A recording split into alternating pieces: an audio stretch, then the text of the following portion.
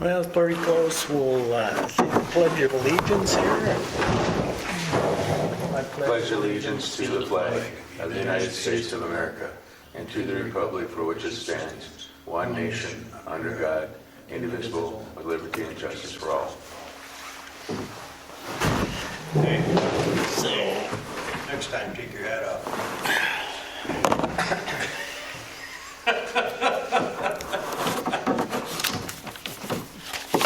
has everybody had a chance to look at the minutes from last meeting? Or so we want to make a motion to approve those? So moved. Mike approved it first. I suppose, yes, seconded. Bruce got a second. Any question on anything? All in favor, say aye. Aye. So moved. Then we just got the building permits, so you want to, I'll Make- make a motion to approve building permits. okay, Mike got a first, Second. and Mike's got a second. All in favor, say aye. Aye.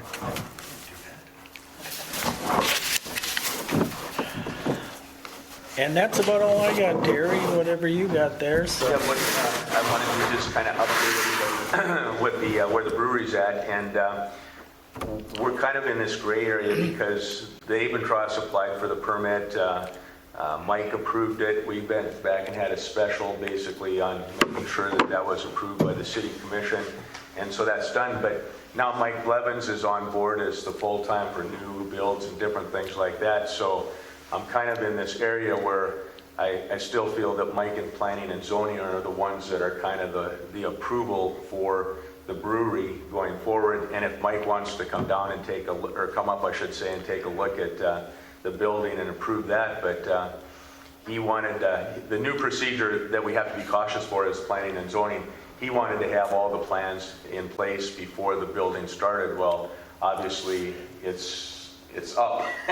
And so, that's the tough part. But what I wanted to kind of talk about is where we're at so that you're aware of everything that's going on in here and make sure that, Mike has the approval, or any of you to come in and take a look at it and do the approval. But what we're looking for is we found a 15-barrel system in Indiana. We're looking at it. We've been having trouble finding a larger system like that. We're kind of concerned about this particular one because of the pumps and gaskets. So what we might do is fall back. I have a 3-barrel that I own already that's in storage in West Fargo, and you can kind of see that in the middle there. So what we're thinking, there's a couple of really nice 10 barrels that are on the market right now, used ones. And so what we're thinking about is instead of a 115 barrel is to combine the 3-barrel and the 10-barrel together, which we have the brew house over there next to the kitchen, and then the 3-barrel system up there, and then put those in. Obviously, there's boilers for each one of those, so natural gas will be the big part of that. I'll get a hold of them and find out a date when they plan on being able to put natural gas into the system, and that would take care of it. So instead of doing 30 batches or 30 barrels a week, we would be doing 26 barrels, so we'd be a little bit less in our distribution and retail there, but we feel that that's still a pretty good one. After we get going, we would take that 3-barrel system because seltzer drinks now are really popular. We'd switch that over to seltzer and just keep brewing with the 10-barrel itself. The main modification here that I wanted to make you aware of is that we're adding food to it. That's the plan right now. And the reason that I'm covering this is the diagram that will actually go in with the federal brewing license request that we'll be putting in. The kitchen will be kind of sports food, hamburgers, wings, different things like that. Maybe some chili mac chili dogs and things that we can have there, kind of the sports bar type of food there. I got Culinex. I signed a contract with them to do the design on it last Friday, and they'll do the planning, and then we will take and do the application for food through Bismarck. But it drives Mike into where, when we come in on the 3rd of May, I guess is the next commission meeting, that, our application for the state and then the city of Hillsborough licenses will take place then. So that's kind of what I'm getting squared away for. So that'll drive into that portion of it. Natural gas we talked about, electrical. So the brewery there, one of the things that I'm worried about is we'll do a little bit of milling to crack the grain before it goes into the boiler. And that could have a little bit of an explosive dust to it like any grain does. So we're going to have conduit electrical and kind of explosion-proof electrical back in the brewery. That'll all be in. It'll be steel-sided, basically, for the whole brewery part. We're probably going to use that natural pine, what do you call those? Just tongue and groove. Tongue and groove. Yeah, for the actual tap room there. Right now, we think that that's probably about 60 to 65 people can sit pretty comfortably in the tap room, and another 10 to 20 on the outside there to the west. So on the outside to the west, Yep. that has to be fenced in, correct? Well, yep, I'm going to request a beer garden for it. So when we say fenced in, that was a question I had for you. It's, to me, kind of a barrier from the sidewalk to the people that sit on the inside. And what would you recommend for, I don't want to have a solid fence there because that's the view that we want out to the west there. So what would you suggest? I was Yes, I thinking don't waist know. high. Well, you know, I think when that first went in to the city, it had to be high enough so you couldn't take and hand alcohol over the fence and, or pass through. Yep, I know the pass-through is Yep. an important part. So the answer probably would be go up half height with a board of some kind, and then do those plexiglass screens so that you don't lose the view, and just go up, up to the 6-foot level with that plexiglass. That's going to solve the wind problem too, because you're going to have a lot of it. It's going to be pretty breezy out there sometimes. No, not North Dakota. Well, that's right. Yeah, we don't have breeze. Now, what I might do is, just so you know, is apply for the beer garden portion, but not finish that off simply because I got to wait till later on, probably.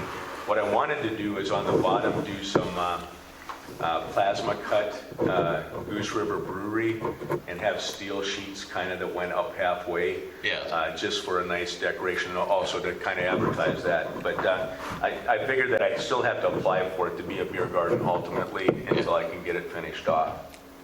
Okay, that answers that one. And then I talked about the federal brewing license. The only thing that we're waiting for here is to figure out the last, Tom Sandbo wants, he wants to know a layout of a 30-foot drain, 2 30-foot drains in here, and then we have to have the other drains for like the bar area and where we're going to have the sinks for the kitchen and cleaning and stuff. Then in the cooler we'll have to have drains too, so we're still kind of trying to figure out that final piece where the drains are going to be going, but Tom's getting anxious, he wants to get that in. I talked to Casey and Mitch today, he brought 2 guys down back there so they can start to lay the cement anytime that we get the drains configured. They were going to take and blow in the insulation, but now with the cold weather, they're going to wait until next week sometime, so that's a little bit nicer before they blow that in. And they're working on getting some of the inside finished up there. The only other thing that I haven't figured out is for the crawl space underneath the tap room, we have to have an entrance there. I talked to them today where that would be, where the best spot for that would be, and so we're looking back behind the bar there somewhere. So the restroom area back Yep. is still where the gravel is. So No, the yep, only part exactly, that's yep. poured is the Yep, bar and part. so there'll be drains according to code in both of those two then, Bruce. Okay. For the men's, it'll be 1 urinal and a stool, and for the women, it'll be 2 stools, along with the sinks and things there. And then the drains are built in on the front half already. Yep.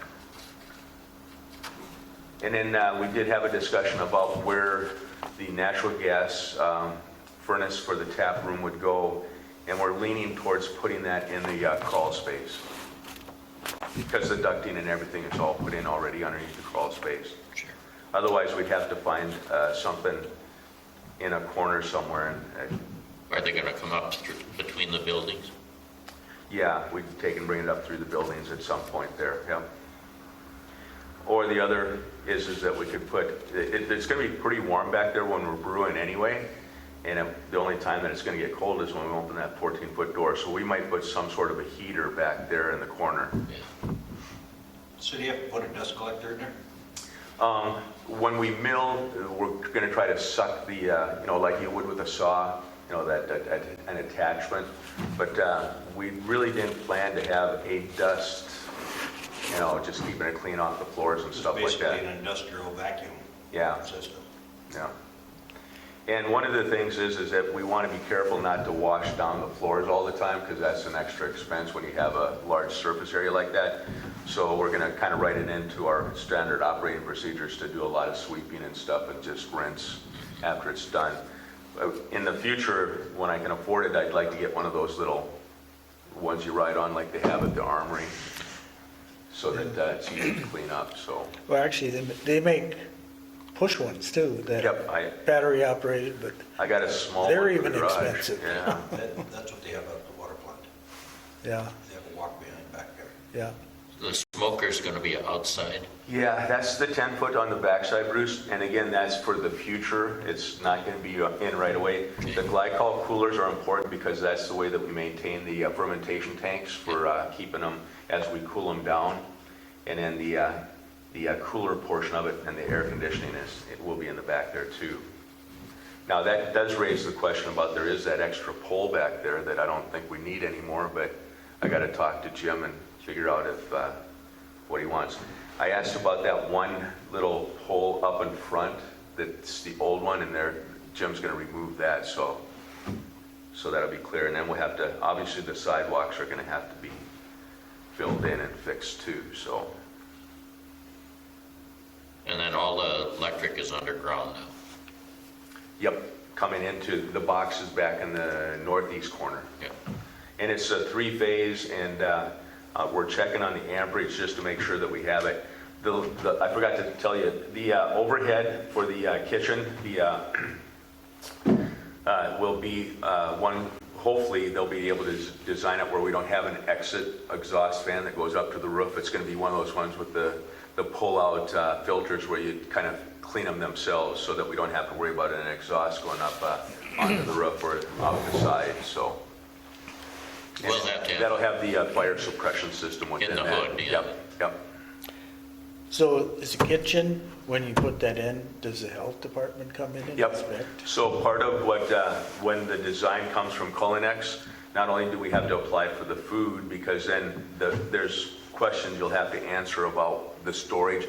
How much of it gets froze? How do you get it down to, refrigerator level and some of those things? But then they come in and inspect it. That's part of what Culinex will have that information at the end of it. Okay, Yeah.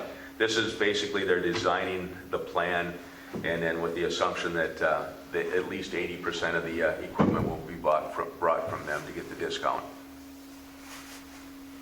Should it have a grill, a flat top, and a 6-burner? Yeah, I think I don't know if it's going to be a 6-burner. It might be a 4-burner, but yep. And then the grill. That's what we're requesting anyway. 4-foot grill. That's for them to design in this space. well, you gotta have deep fat fryers. Well, that's an important part too. So they should be able to do that, and that's why that hood and the fire suppression system is such an important part of it. So, and I haven't went over to talk to Kate and Derek yet, but the only thing that I can see where we might kind of be in competition with them is breakfast on Saturday and Sunday. I think is something that we're really going to shoot for. So there's a consistency, about it, and we've talked about having a Bloody Mary breakfast on Saturday mornings. So. Well, they aren't open on Saturday and Sunday right now, so. So hopefully, but otherwise, I'm trying to keep our food so that it doesn't, kind of really compete too badly against them. So. Any other questions about the brewery? Like I say, I figure when the cement and stuff gets laid and poured, you might want to come over, and I'll be happy to take and set up and make arrangements with them whenever you want to come and take a look. And as we start to put things in. I asked them when they figured they'd be done with it. And I'm going, geez, I'd really love to have, it'll take us about a month to be able to do our first batch of beer. And boy, that would put the middle of May for the middle of June for Hillsborough Days, and that's really when I'd love to have it open. But I suppose until you get a cement floor, you can't put anything in there. Yep, and so, yep, like I say, and I got the 3-barrel and all those things too, sitting down in storage, so I could get that up and going right away. But depending upon if we have to go for a 10-barrel or if that 15-barrel works, that probably will take a month or so too, so. So from start to finish, how many days is it For a barrel? Oh, it depends upon if it's an ale or a lager. An ale is going to run you probably about 18 days. A lager is a little bit more. It'll be up to about 21, 22 days in there. Yeah. But then we got to get our supply lines opened up for malt barley and get the hops and stuff in. Yeah. And then, believe it or not, getting the yeast is the hardest part, getting it started, because you use the same yeast up to 10 times per batch of yeast, and so you scrape it off and try to grow it for the next couple batches. So I'm learning a lot about this that I never knew. So it'll be exciting.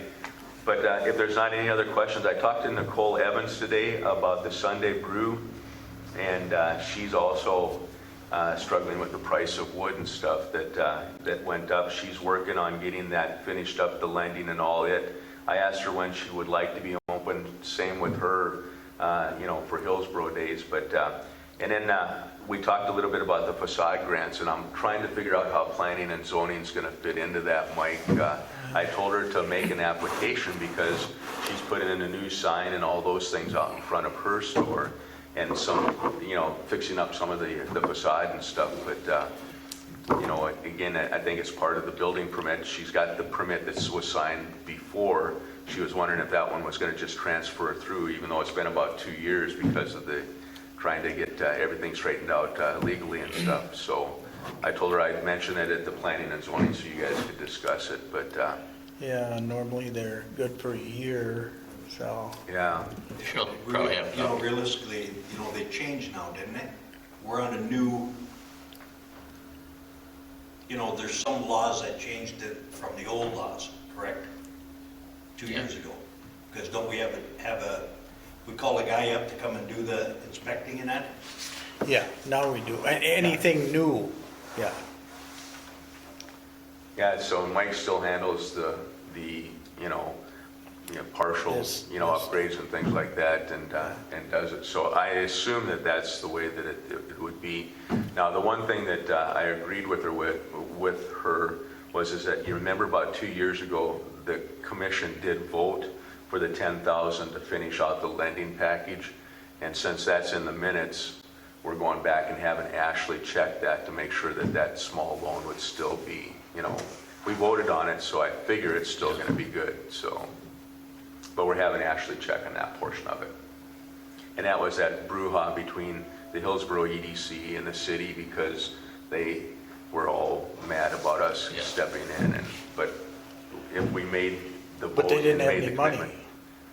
They Correct. didn't. Yeah. Now, this next year, hopefully, they would have money to be Yeah. able to do stuff like that, so. Yeah. So what about the sports bar? I talked to Steve.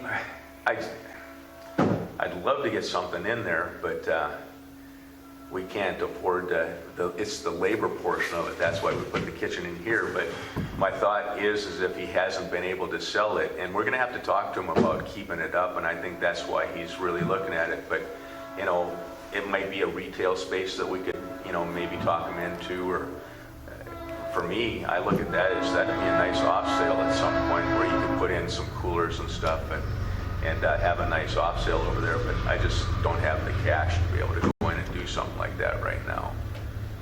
Well, maintaining the shell at least is, we have to expect him to maintain that shell. Yeah. Because, Yeah, but what's going to happen in the back alley there between, what's her name's place in there? Oh, the bricks are falling out? Yeah, Connie Gavish's house. yeah. Yeah, that's gonna fall apart quick, Yeah, so. But she had talked to somebody about tuck pointing back there. And, we should have Paul take and talk to her, because maybe that guy that did his building might be one that could do that too, so. Well, I think she said in Olson's one day that she thought the guy was pretty high priced. Well, at this point, you just need to get it done. Yeah. I mean, yeah. Otherwise, if it continues to fall apart, it's just. gonna Nothing go- else, patch that area. yeah, You can't do anything else because that's gonna just fall apart more and more. yeah. But I did tell Steve when I talked to him about, that we looked at the bar, the sports bar, and I said, we just can't find the labor force to be able to take and support two different facilities right now, that we'd keep looking for options for them, so. And then he asked if it was the price, and I says, well, I wasn't going to offer you what you were asking, but it seemed like he was, he says, well, we can deal on the price. So I think that, again, he's probably getting the word that, we're concerned about the shape of the building, and he's going to have to do something with it eventually. And I told him, I said, boy, if you ever have to tear that thing down, and just on what I had to pay for the old Banner building, that would shoot a whole project out of the water if you had to do that. So, Yeah. and then I think talking to Gary, Kate and Derek bought the cafe, and she said that if you know anybody that would be willing to maybe work on putting something in for apartments up there, that they would be willing to sit down and talk about that. But the more we talked about it, though, the west side of that building, there's no fire escape, and so I don't know how the plumbing and stuff is up there either, but I guess now that they would like to get some apartments if possible, but it sounds like there was going to be a lot of obstacles for it, so. And that's the old clinic, right? The Up there? hospital The portion, hospital? Yeah. And I don't know if code would allow you with an old building like that to have a rope ladder as an escape, fire escape out of the windows, or if you have to actually have You have to have a stairwell. you do. See, and that's the whole problem. Stairwell or exterior stairway. No, you have to have two exits out of the building. Okay, so a So you got stairwell, the front one, and then you'll have to have one in the back.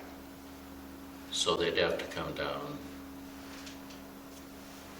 Yeah, all those buildings down there used to have them. In the back. Those metal stairways coming down, but I think most of them are gone now.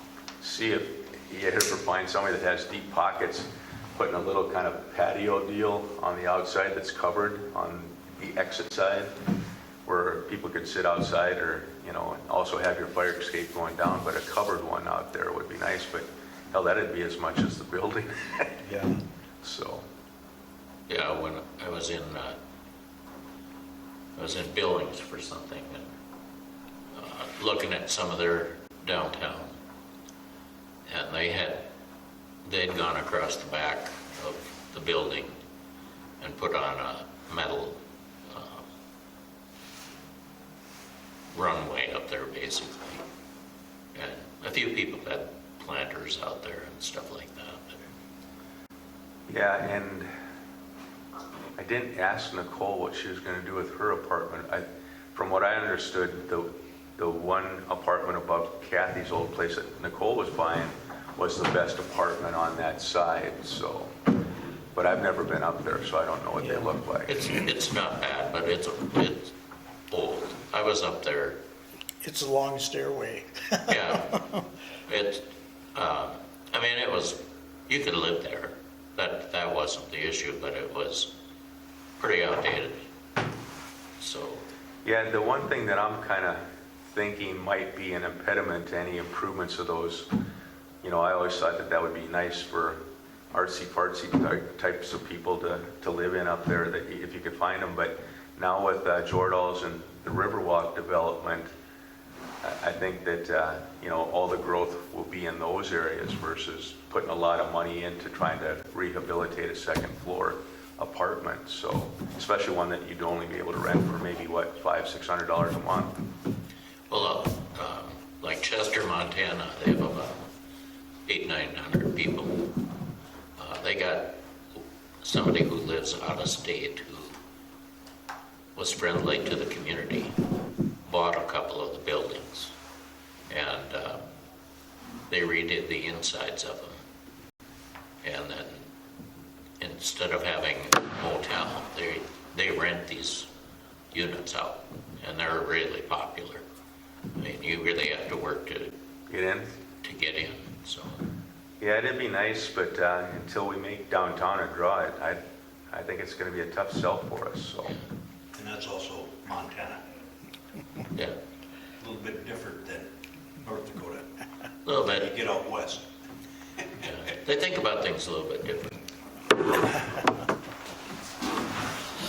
Yeah, well, Yeah, that's Anything everything else, there, Jerry? so I'll stand by for when we get a little bit closer here so they can come Yep. over and take a look at it and inspect it.